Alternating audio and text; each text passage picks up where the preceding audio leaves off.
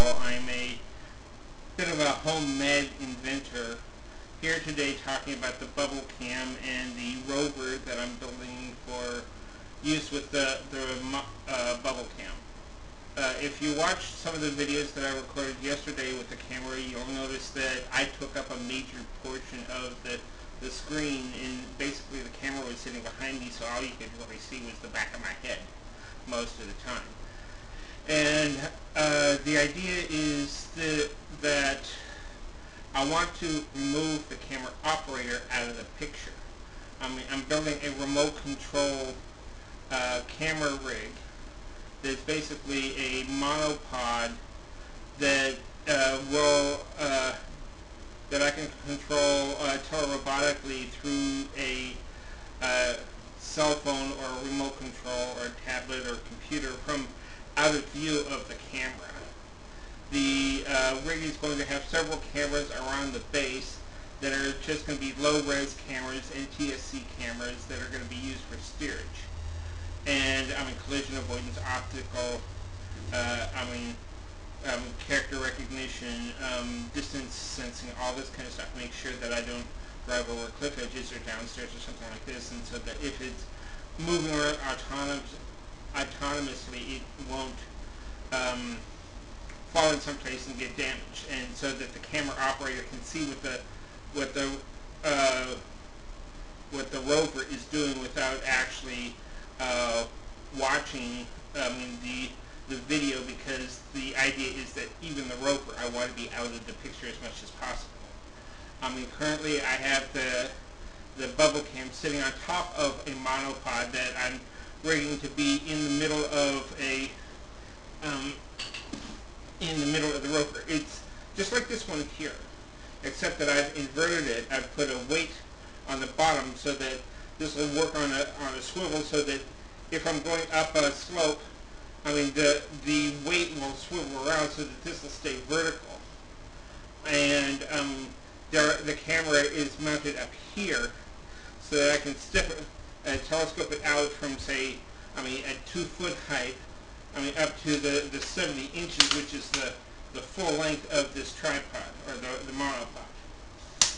So that the camera will be able to sit, up to, 6 or 7 feet up off of the floor, to put it more at eye level, or, slightly higher if I'm doing video recording. Something that's nice about a monopod like this is I can mount the camera here. I can telescope this out, and using it by hand, I can raise it 6 feet above my head, because the camera only weighs less than 2 pounds, so it's pretty light, and I can move it out of the way. Up over the heads of the crowds and so on. The camera is being run by an application, on my cell phone here. The Bubble app allows me to change my view of the camera, so that I can see what's going on in the camera. But right now, I can't see the monopod or the stand that it's currently sitting in, which is what I'm shooting for. But I want to make this far more mobile rather than just having a static, like most of the other 360 systems I've seen. One advantage of the bublcam as opposed to like a GoPro system is that all the video is being captured into one video file. You've got 4 cameras all in one file, that is basically 2 by 2, until it's processed either through the application on the phone or through the Bubble.io website. Then you can load it up to YouTube or Facebook or someplace else, and other people can watch it. It's only as of February this year, 2015, that YouTube has started supporting 360 video and 360 spherical video. If you're watching this video and you cannot do the full 360 view, make sure that you've got any advertising turned off, because sometimes the advertising will remove the spherical view and make it just a flat video image. You also want to make sure I mean, if you're using something like a head-mount display, such as the Gear VR that I have over here,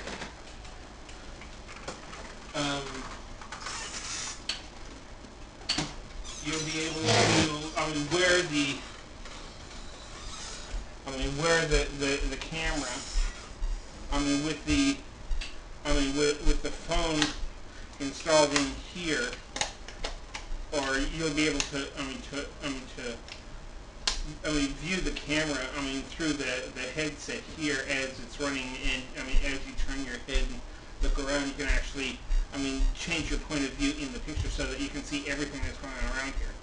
Forgive the mess. I'm a disabled bachelor living alone. My caregiver's, currently on sabbatical. Her boyfriend had a stroke last week, and she's taking care of him, which is far more important than just helping me out. So I haven't had anyone in here to help me clean up for a couple of weeks. Now back to the rover. It started off with a concept. I used to work for a company called Tele-robotics, which is a suburb of, it's in Inglewood, Colorado, which is a suburb of Denver. I was working there through Aerotech Temporary Services, which is a contract temporary placement agency, primarily for technical positions. Tele-robotics was building remote control systems for military vehicles. We were basically creating remote control systems for minesweepers, Humvees, forklifts, tanks, so forth, that you could have go into an area and clear obstacles out of the way without having the soldiers under fire. That was rather important because it allowed it's far better to keep a soldier safe, and because a tank is far easier to repair or replace than an individual. Now, that was in 2000. In 2002, after 9/11, a lot of the technology got bought up by U.S. Robotics and other companies. Now I'm going to take you into my, lab room. This is my spare bedroom. You can see all the printer stuff over here on the corner for the 3D printer. But up here on top of the shelf, you'll see a box for the Evolution robotics robot, the ER1. That was one of the first tele-robotic systems that I saw. It basically runs off a laptop. It's got fantastic software, but the robot itself was not very good because it was, sort of X-shaped aluminum bars that were constantly coming apart because the plastic connectors, held up the corners weren't being supported. They kept coming apart and falling out, so it wasn't very stable. But the software, works very good for collision avoidance, optical recognition, character recognition, text-to-speech, speech-to-text, and many other applications that were, really nice. And so I'm hoping to borrow some of the principles from that, for creating the control system for the for the rover that I'm building. Now, some of the other things that got me thinking recently is currently there's some other toy robots around. This is a RoboMe by... I'm RoboMe. I'm already awesome. Get my ass for maximum awesomeness. Right. This is RoboMe, which is a tele-robotic vehicle from Wowie Toys. You take a smartphone, you place it in here. Using a program that comes with it, you can do remote vision so that you can see through the camera, and using a tablet or computer, you can run it remotely over the internet from someplace else, or you can manually move it here with the remote control. The problem with this is that the remote is infrared, so it's line of sight only, and the application is limited. I can't exactly take a monopod and attach it onto here because of the height.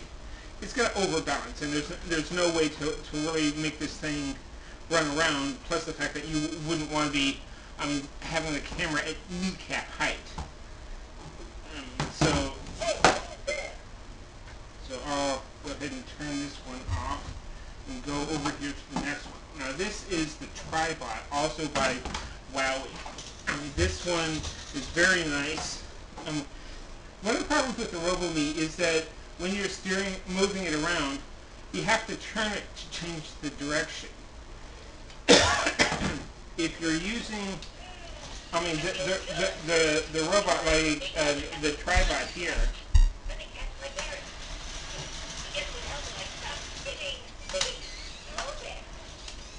Okay. The tribot has several very cool options, if I can get this remote working, that allows him to move in any direction. I'm going to need to grab the other remote real quick, because that one is the battery something dead. I bought two of these so that I can use one as an experiment for preset control for the robot. Okay, this one seems to be working. Now, with this robot, it's very nice. Unfortunately, it's $280 new. I'm fortunate that I got a good discount on eBay. Turning him, I can turn him, but I can also move him forward, backwards, and diagonally in any direction. Without necessarily having to turn him. Just by with the Macon omnidirectional wheels here, he can move in any direction. Now, using this remote as the basis of the control system for the monopod Rover is a very important application is if you're using it for like virtual reality. Now, and augmented reality and stuff where you don't want the camera operator in the view. And what's really nice about this is that with the control button down here on the bottom, I can use the remote to move him around. Unfortunately, the space on the tabletop is limited, so that based on which way you tip the robot, the control, he'll move in different directions so that you'll be able to steer him around. But this is also infrared. It's line of sight. It's problematic, and it's very limited. With this system, I can't strap a monopod to him either because it's not going to be, stable enough base. But I can use this as the premise of the Rover platform that I am going to build.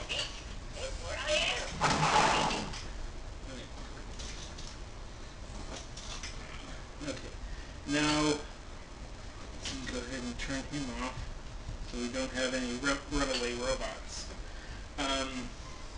Bring him back over to the other table so I can show you the solution that I came up with.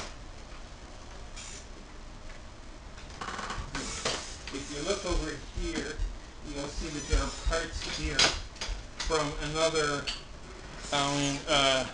tribot that I purchased and disassembled.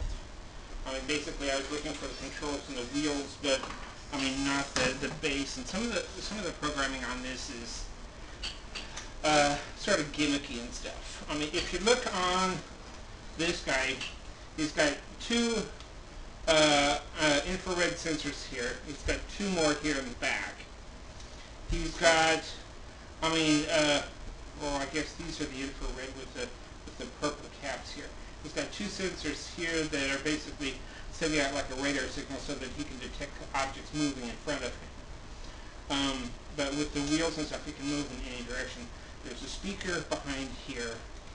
There's another small motor inside his head that basically all it does is make the ears pop out and the light on top of the head pop up and back. For some of the personality programming that this particular robot has.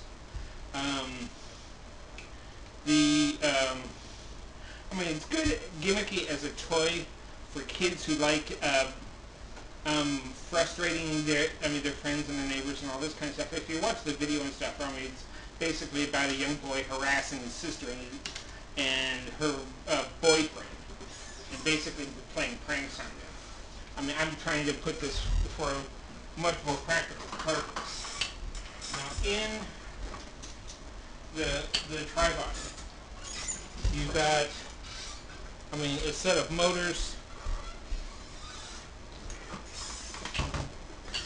and the control systems. I'll bring this over and explain the parts in here and how they're going to work in the conversion.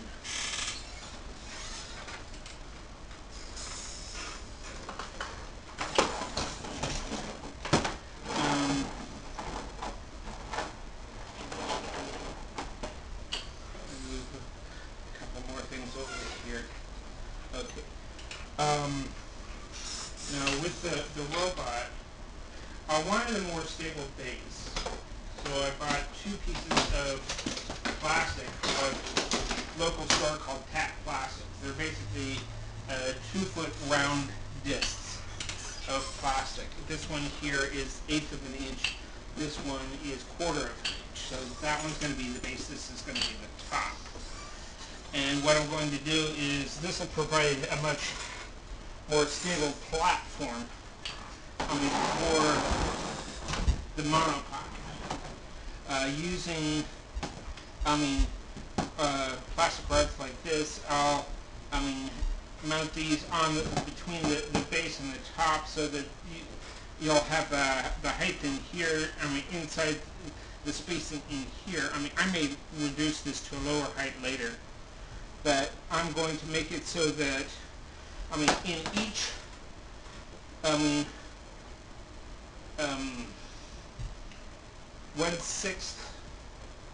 I guess that there's going to be 6 sections around. There's going to be 3 wheels so that he can move in any direction. I've ordered larger wheels from Vex Robotics. Wheels, motors, and gears. Gearbox assemblies, but they haven't arrived yet. They're not going to be due here for another couple of days. But I'm going to use these for creating the framework around the base.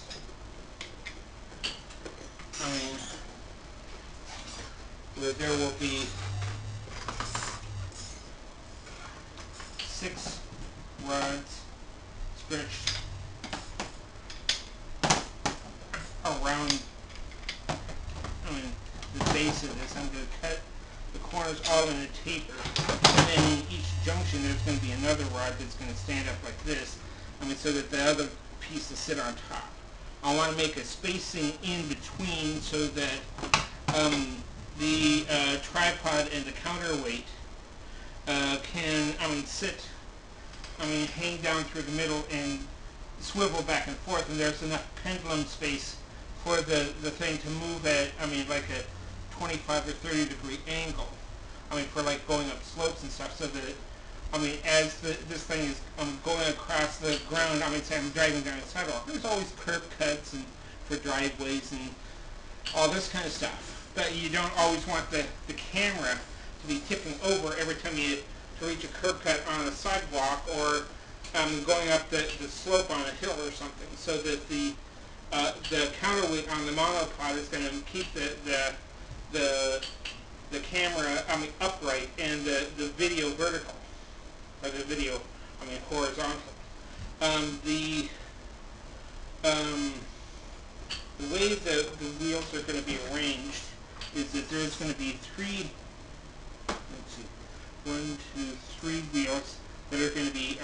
around here. This is a 2-foot disc. These are 1-foot rods. And I'm using geometry. And yes, few people remember that geometry does have a use past high school. I mean, basically going, the radius of the triangle here, that's going to be coming from the center out to the edge is, this is an equilateral triangle with a 60-degree angle in each side. And when these are combined together, this is going to make a 120-degree angle. Now with geometry, you know that if this angle is 60 degrees and this is an equilateral triangle, I'm going to be able to fit exactly six of them around here with 360 divided by 6, is going to allow 60 or 6 triangles around, so that I'm going to have 6 faces. In each face there is going to be a webcam. There's going to be some motion sensors, so that it'll recognize when it's getting close to objects. One of the things that I may also do on some of the more advanced versions later on is I'm going to make it so that hopefully using a camera like the Intel RealSense camera, that it works similar to the Kinect camera. Here where it uses a motion sensor. You've got a camera, a video camera, that's infrared, and a camera that's a motion sensor. And it'll be able to map stuff around you. With the RealSense cameras, they can both detect objects and they can map the terrain, so that with some of the more advanced robots, you'll be able to actually map the terrain as the robot travels around, so that with the proper programming and stuff, you can make it autonomous, so that it'll be able to find its own way through obstacles and stuff, carrying the camera, so that you can still watch it immersively. And with the monopod, I'm putting it specifically on a round base rather than putting it on a square base, or putting it on top of something like the RC car that I've got here. Originally I was thinking about, I'm going to make one simple version that's just going to be a platform on top of the RC car, so that you can use it sort of like a race car, so that you get the driver's viewpoint from a race car rather than be down low. But again, you're dealing with steering angles and turning angles, so that the viewpoint is going to turn. One advantage of this system is that you can always keep the camera facing in the same direction, and yet move it in any direction. Which is going to be important for interactive storytelling.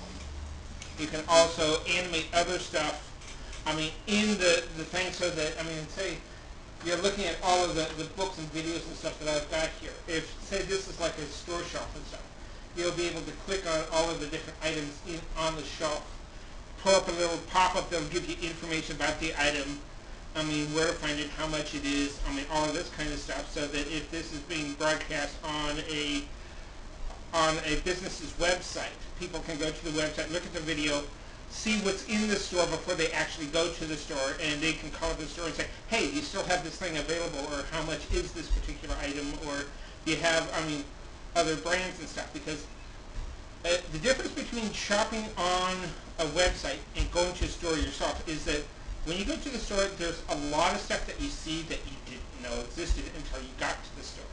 And a lot of us don't make our decisions as to what we're going to buy until we're actually in the store, because I may be planning one particular meal, and I would find out that the quality of the foodstuffs, especially produce, in the store is not up to the standard that I want to buy, so I may change my mind. If I'm buying it off the website, I'm trusting someone else to pick stuff for me that may or may not be up to the quality standard that I want. And for produce and meat, that is very important, because I hate paying expensive prices for meat, have it delivered, and find out that it's mostly fat and rind. But you'll be able to move this camera up and down, the aisles and stores, and I'm going to look at all of the objects in there, zoom in and out on the object, click on a little price tag that's on there that'll pull up the information on the stuff. And in post-production from the video recording, the store will be able to go in and put tags on all of the different items that will move with the items as you're going along. And that will pull up information onto the item that's in the thing, and then maybe have a rotating view so that you can read the label on the can rather than just having a picture of the can. Sitting on the shelf, or like you see in a newspaper ad. You'll actually have a 360 scan of the object that'll rotate around so that you can look at the package, you can look at the angle, you can look at the object at whatever angle you want, and you can pull up a 3D model or a virtual view of the object, and then make your decision as to whether or not you want to buy it.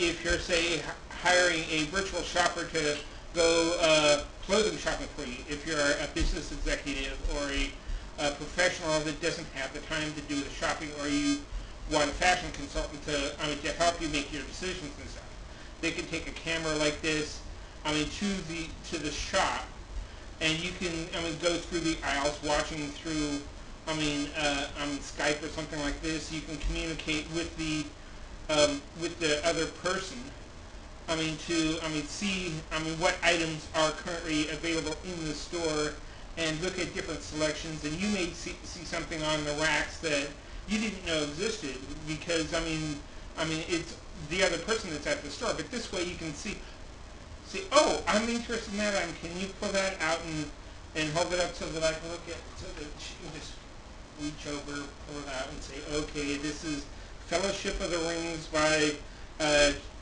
J.R.R. Tolkien, and this is the CD version. And you can pull up information about the particular products and stuff, and have them hold the stuff out for you to look at. Now with the monopod, there will be several cameras around that are basically going to be down close to floor level, and their purpose is primarily going to be detecting objects that are in the way when the camera's moving, and making sure that there's some place for the platform to move. Where the camera operator is primarily going to be concerned about what's showing up in the bublcam for the 360 spherical video. Now with this application, you'll be able to move the camera around independently of anything else. Say if a business has one of these rovers in their business, a person can just log on to the website and take a virtual tour of the store live over the internet, so that they can do what's called a virtual presence. And they can, it's like projecting your consciousness to that location. If you're using like a headset, like a Gear VR or a Google Cardboard or an Oculus Rift, like the one I've got up there, you can view the video from the remote. And if there's like a monitor on the rover, you can actually communicate back with any salesperson or someone that's there that's saying, okay, I'm doing a virtual walkthrough of a store or business or factory or something else, and you can ask the person with you, for information about that. But with the 360 spherical camera, you'll be able to see everything that's going on around you, except what's directly underneath you. That way, you'll be able to see a lot of stuff that's not necessarily, viewable. If someone's going around with the traditional camera, so that you're only seeing, their box view. On top of the tripod, I'm planning on putting a steady cam.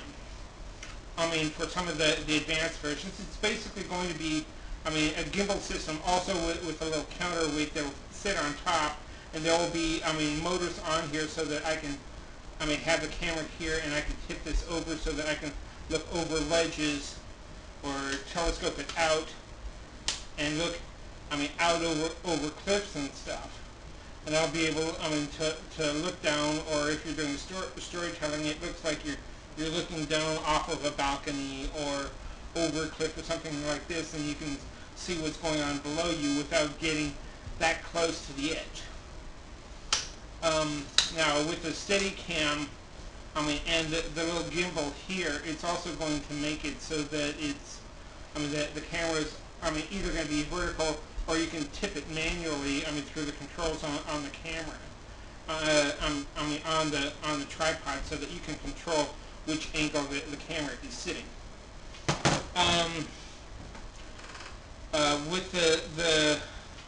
With this system, there's going to be, I mean, springs springs and cables connected to the counterweight on the bottom, so that, I mean, you can manually, I mean, tip the monopod over, but it's not going to have the short angle like the Steadicam version will. The Steadicam will also be useful for damping down vibrations.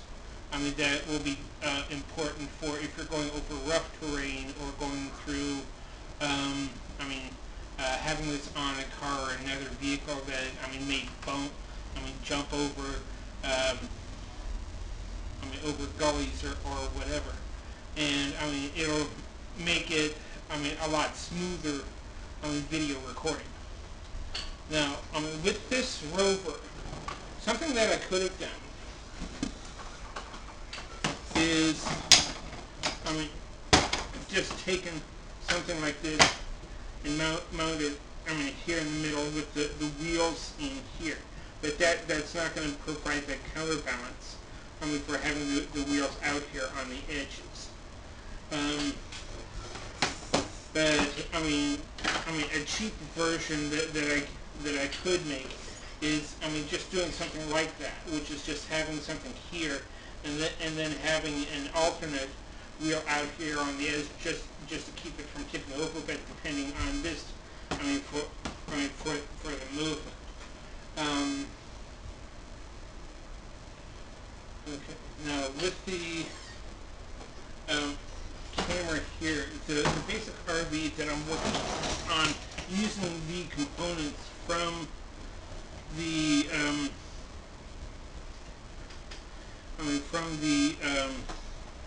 tripod. Okay. You've got your control system here, which is basically, I mean, up here on the head, it's primarily just lights. I mean, you've got, I mean, LEDs here for the eyes, the mouth. These are the ones that come out from the ears, and then the light that came out the top of the head. You've got, I mean, your left shoulder and right shoulder sensors. I mean, for, I mean, front and back are, I mean, infrared. These are basically going to be spaced evenly around the outer rim of the, I mean, of the robot. You've got one sensor here that was the stop sensor, where, I mean, with the tripod over here, if you push down on its head, it basically works as a cancellation button. But, I mean, so that if I set it to roll autonomously, I can just push down on the top of his head and it'll cancel whatever action he was doing. But with the cancellation button here, what I can do is I can connect this up to multiple sensors around the edge, so that if it runs into something, or if it, say, runs over an edge and there's no longer any support under one side, I mean, it can say, okay, you're getting close to an edge, pull back. Or you're running into an object and pull back. And with the round edges and the wheel space inside, it doesn't have to turn to move, so that I can move it along. I mean, I can drive it up to a wall and then literally drive it along the wall, and then out in any direction. I don't have to just, have space to move it in and out and do three-point or K-turn parking to move the thing around. It will literally move in whatever direction I want, or using the controls, I can move it up to a wall and then rotate it and then move it back out so that the operator is changing which camera is in the front so that it's viewed. On this platform also will be a better microphone system, because currently the microphone, there's one mono microphone that's in the camera itself, and it's right under the power button, just on this side of this main lens here. It doesn't record great audio, especially if you've got wind or other noise around here. If you saw some of the videos that I made yesterday, you could barely hear me. Unless I'm talking directly at the camera. So that, I'm going to create, multiple microphones that are going to be around the base so that when you're watching this, you're going to get 3D sound. Because, just like watching a stereo movie, you'll have, 3D sound effects where you'll hear stuff coming at you, from a particular location, or you'll hear a noise behind you. Well, if you're running in a 360 environment and you're changing your point of view, how do you know what's behind you? It may be in front of you with the traditional stereo system, so that you have to link the stereo sound to each lens, so that as you turn, you're changing from this pair of microphones to this pair, to this pair, to this pair, so that there will be 6 microphones around, to record, surround sound, stereo, and then using the principle that's called a sound field. You could determine, which sounds should be playing while you're listening to it, and it will play those sounds depending on, which way in the 360 video you're facing. There's also what's called a light field, and using the light field sensor, you'll be able to, tell how much illumination is coming from any particular direction. There will be, light sensors on the rover that will be able to tell how much light is coming in, and there's 5 connectors down on the bottom of the bublcam that looks like the traditional connectors for hooking it up to a floodlight or a flash from a regular camera. And using that kind of connector, connected with the robot, the operator can, turn off and on lights on the robot to illuminate, stuff that's out here, so that you're not, just totally dependent on external illumination for what's coming on. You can also, provide some illumination from down here without blinding the cameras.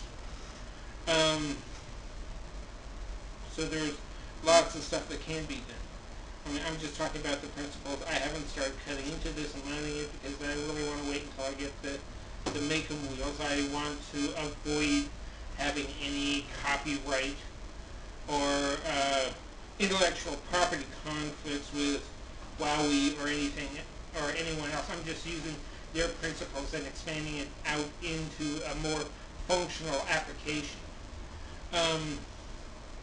So you can, see, the purpose of this video is so that you can get a general idea of what I'm working on and where I'm coming from. Now, if you look over here, I don't know if you can see it from down there. You'll see that I've also got a quadcopter here. This is the DJI Phantom Vision 2 Plus. And just like the other cameras, you've got a limited point of view from this camera. Sure, you can pivot it and you can move it around and stuff. But, even with this camera and stuff, you're getting the legs in the way. But if I take this camera mount off, put a monopod coming straight down, and the 360 camera is suspended underneath this, and then fly this up, you'll be able to watch, video, 360 around, with this with just this taking up a small portion in the top of the view. I'd have to, flip the video over because the top camera up here is going to be, pointing down rather than up. But, flying this over, say, a farmer's field so that he can see, what his crops look like before he, harvests them or before he sends a crew out to inspect them. Or, sending the rover out into an orchard to, explore the, say like you've got an orange grove or a cherry grove or something like this. Having a remote control on the monopod to, adding motors to each segment of the telescoping monopod so that you can remotely raise the camera, up through, the spacing between the trees and stuff, and you can, look down at the trees from any angle, or with a quadcopter being able to view, fly it over the orchard and be able to look down and see, what all the fruit and stuff is like on top of the tree rather than, just looking from the side or underneath it. So there's a lot of stuff that can be done with the camera, and a lot of, other stuff. Speed lunking, underwater exploration, all this kind of stuff. I'm not just going to be working on one RC platform for transporting this camera or other similar types of cameras and devices, but, multiple items. Currently the big fad is with the quadcopters and, flying copters, because they think, flying is great, but, with all the drone porn coming from the Middle East, and all the violence and stuff coming from that, people are concerned about their privacy. So I'm focusing primarily on land, on surface, top of water, underneath water. When I took the camera into the bedroom, if you want to scroll back to that point, you'll see a model robot or a model ship that I bought. That I'm also going to build a robotic platform with. With the robot here, or with this ship here. What I'm going to do is this is a model of the Bismarck that I'm disassembling. And you can see the motors here and the battery pack and so forth. And this is a remote control robot. What I'm going to do is I'm going to make it so that I've got two of these side by side with a submersible in between. So I'm basically going to build a catamaran. And with the catamaran, I'll have the camera up on top, to record 360 around on the surface view, and then there will be another camera attached to the submersible, so that will go down, for looking at stuff underwater, so that if you want to do, go to collect, logs and stuff, from the bottom of mill ponds or lakes and stuff like this for, going after some of the rarer woods or the sunken logs and virgin woods from the turn of the century, you'll be able to do that. Use the rover to go up to something and add a tag to it. So I'm trying to create tele-robotic platforms that are geared, generally towards the public and to small industry rather than big commercial industries and the military. I'm trying to build this so that it's much more affordable. I'm using existing technology, existing components. I'm just rearranging how they're connected up. Some of the basic, rovers and stuff. I saw, just a little RC, rover that was basically about this big. It was about, 8 inches on the side. They were asking $800 for it. And that seems a bit excessive. Yes, the make 'em wheels are expensive. These here, I'd say these are about 4-inch wheels. And these go for about $18 each. The 8-inch wheels that I bought were like $28 each. then you've got, I mean, to buy the motors, the mounts, and everything else. I mean, that gets very expensive, and just, I mean, the motors, the wheels, and the mounts, without any electronics, I mean, an RV is around $500. And, I mean, that's a bit expensive. I mean, because a lot of it goes into the gear conversion ratio.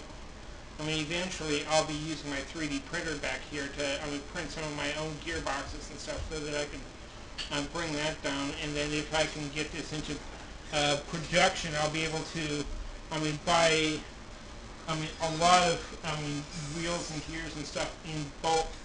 I mean, to drop the cost down.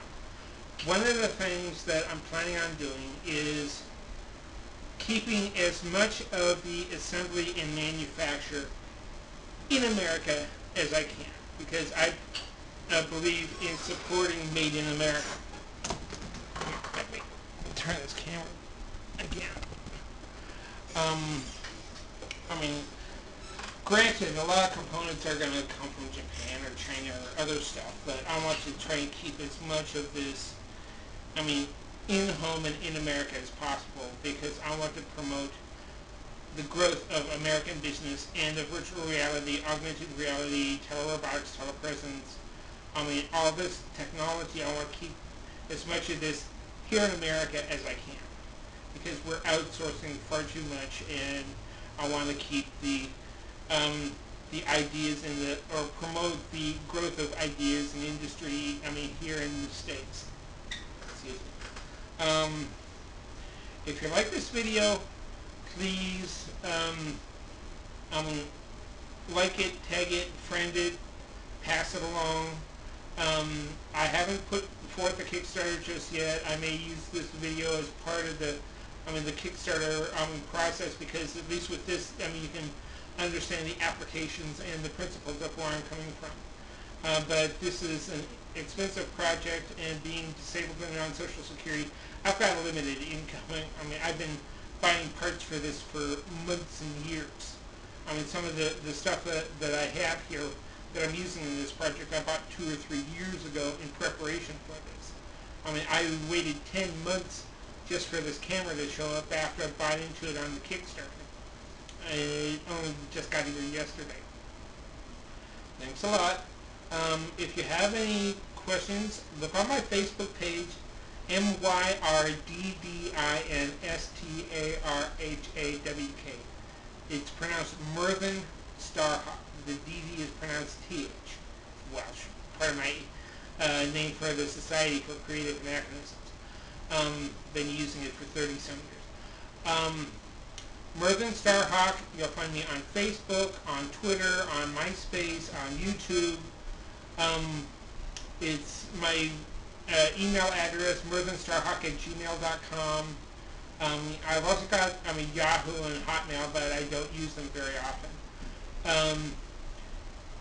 If you have any questions, send me a comment, send me an email, have any suggestions, or if you're here in the South Bay area and want to work on this project, feel free to get a hold of me, because I am looking for others to help me expand on this idea and make this a viable business.